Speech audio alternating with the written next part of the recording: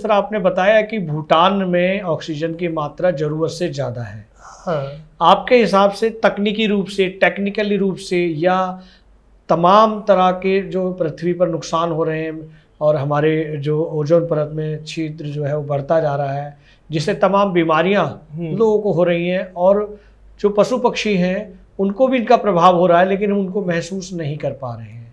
कुछ प्रजातियां तो विलुप्त होती जा रही हैं, हमने महसूस किया, क्योंकि दिखती नहीं है।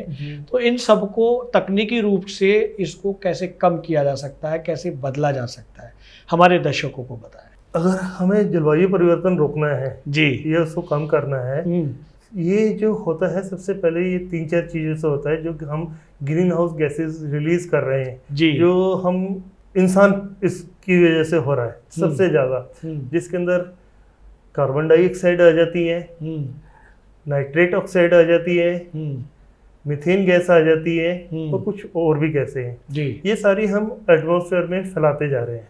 इसके पीछे हम इन चीज़ों को किस तरह फैला रहे हैं, इन गैसों को? जैसे हम कार चलाते हैं तो कार्बन डाइऑक्साइड निकलती है जी। खेती करते हैं, खेती में से आपको जानकर हैरानगी होगी, चावल की जो भूसी खेती होती है तो आखिर में जो भूसी बचती है उसमें से भी ग्रीन हाउस गैस निकलती है। अच्छा। हाँ जी, वो भी कहीं ना कहीं नुकसान देती है। ओहो। आगे नालों में से, गोबर में से जो हमारी एग्रीकल्चर वेस्ट है, चाहे वो गेहूं की भूसी बचती है, चावल की बचती है, ये सब, और जो हम कॉरपोरेशन म्युनिसिपल कॉरपोरेशन की जो वेस्ट होती है हमारी, जो हम लोग फेंक देते हैं कचरा, जैविक कचरा जी, ये अपने आप में ही वातावरण हवा के साथ में रिएक्ट करके मीथेन गैस बनाना शुरू कर देता है, और जो कि वो हवा में मिक्स होती रहती है। बहुत ही चिंतनीय विषय है। हाँ, आज कार्बन डाइऑक्साइड से 28 गुना ज़्यादा मीथेन गैस ओजोन लेयर को खराब कर रही है। 28 गुना। ओहो। इसको कैसे रोका जा सकता है तकनीकी रूप से, जो आप बताएं? तकनीकी रूप से कहा जाए तो हमें अपनी सारे जो जैविक कचरे हैं एक तरफ उसको कंट्रोल में करना होगा जी, उनको साथ के साथ लेके हमें उनको डिकम्पोज करके उसको वहीं पे ही कैप्चर करके उसको हमें अपने इस्तेमाल में लेना होगा, एटमॉस्फेयर में डालने की बजाय। जी, सबसे पहले।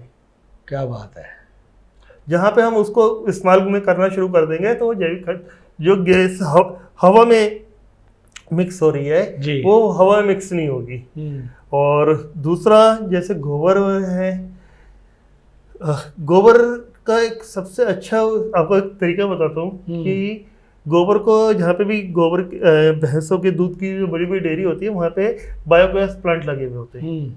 वो क्या करते हैं, बायोगैस प्लांट गोबर को वहाँ पे इकट्ठा करके डिकम्पोज करते हैं, ट्रीट करते हैं, और ट्रीट करने के बाद उसमें से बायोगैस अलग कर लेते हैं, और जो बाकी जो बचता है उर्वरक, जिसको हम कहें एक खाद के रूप में हम खेतों में इस्तेमाल कर लेते हैं। वाह वाह वाह वाह। तो ये सारी चीजें हमें ये तरीके अच्छे तरीके से सिस्टम से अपनाने होंगे।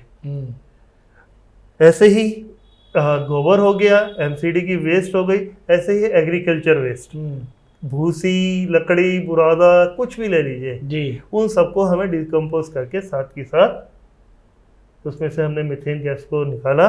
उस मीथेन गैस आज नेचुरल गैस भी में भी 90% प्लस मीथेन होती है, बायोगैस में भी होती है, सीएनजी में भी होती है। उसको हमने लेकर साथ के साथ अपनी ऊर्जा के क्षेत्र में, अभी दिल्ली के अंदर कोयला बंद कर दिया पावर प्लांट्स के अंदर बिजली बनाने के लिए, जितने ही प्लांट्स हैं जी, वहाँ पे कोयला स्ट्रिक्टली बैन है।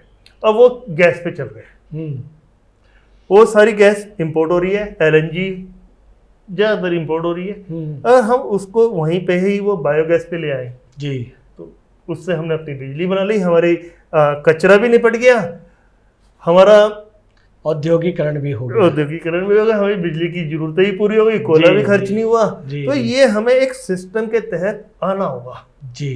जब हम इस सिस्टम में आ जाएंगे, क्योंकि अब हम लोगों की, इंसानों की जनसंख्या पूरे विश्व में 800 करोड़ हो चुकी है, जी। जो कि अपने आप में बहुत बड़ी चिंता का विषय है।